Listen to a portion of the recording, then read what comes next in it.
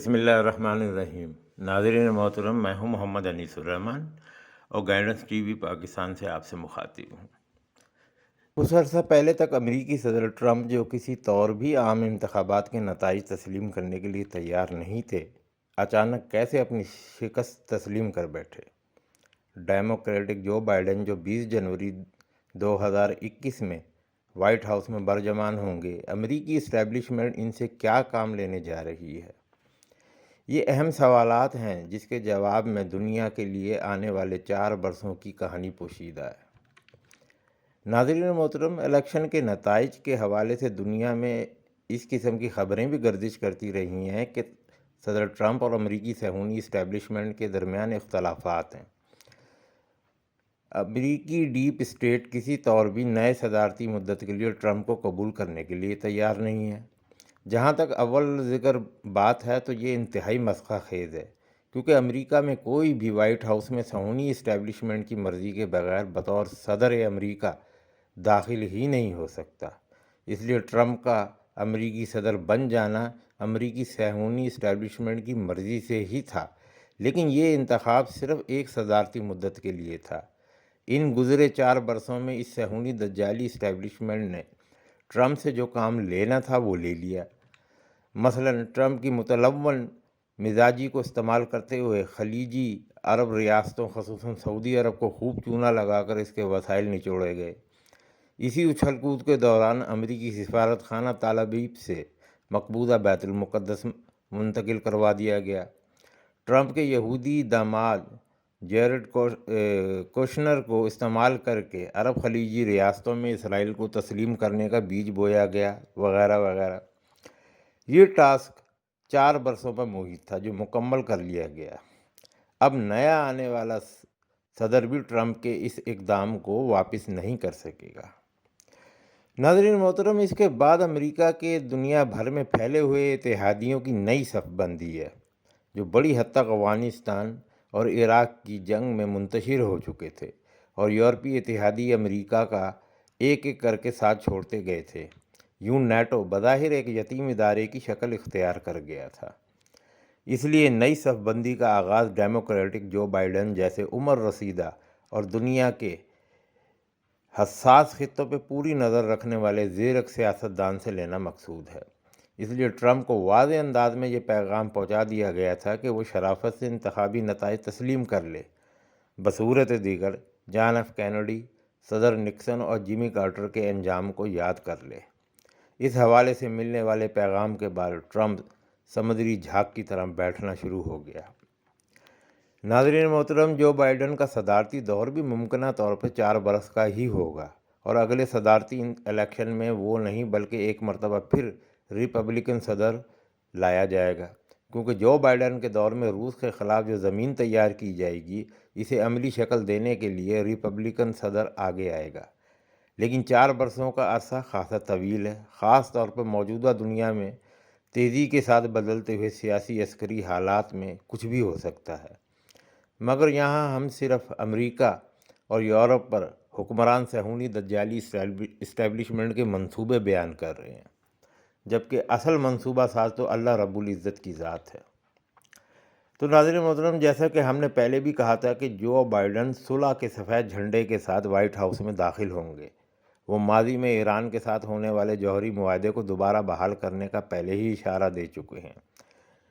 اس کے ساتھ ہی ان کے دور میں مشرقی یورپ میں روس کے خلاف نیٹو کی نئی صف بندی کی جائے گی۔ مغربی یورپ کے وہ ملک جیسے اٹلی، اسپین اور جرمنی وغیرہ پر دوبارہ نیٹو کے لیے فعال کردار ادا کرنے کے لیے دباؤ بڑھایا جائے گا۔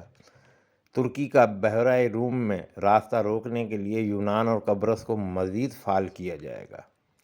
ترکی پہ اقتصادی دباؤ بڑھا کر دوبارہ کسی فوجی بغاوت کی راہ ہموار کرنے کی بھی کوشش کی جا سکے گی۔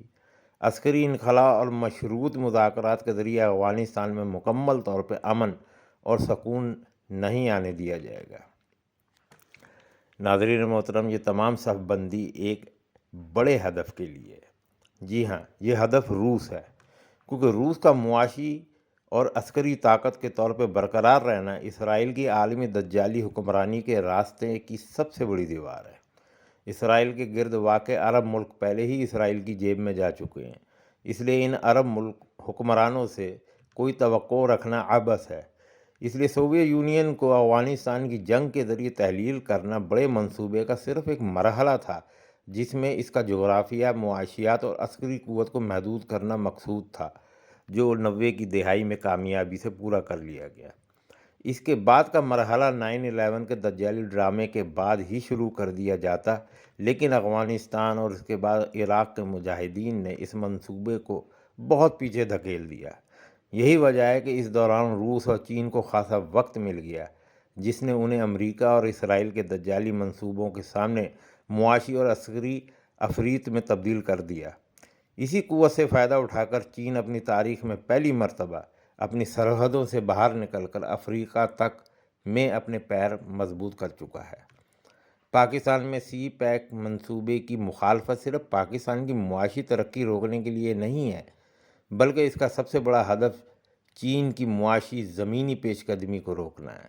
اسی مقصد کے لیے انتہا پسند اور قوم پرست مسلح جتھے تشکیل دے کر بلوچستان سے لے کر خیبر پختون تک دہشت گردی کی آگ بچھا دی گئی تھی، جس میں بھارت ان صہیونی دجالی قوتوں کے ہراول دستے کا کام کر رہا تھا۔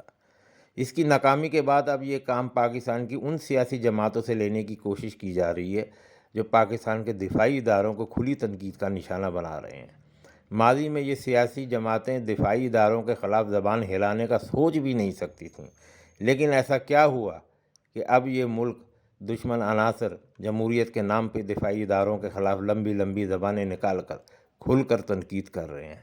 آخر یہ سب کچھ کس کی شہ پہ ہے؟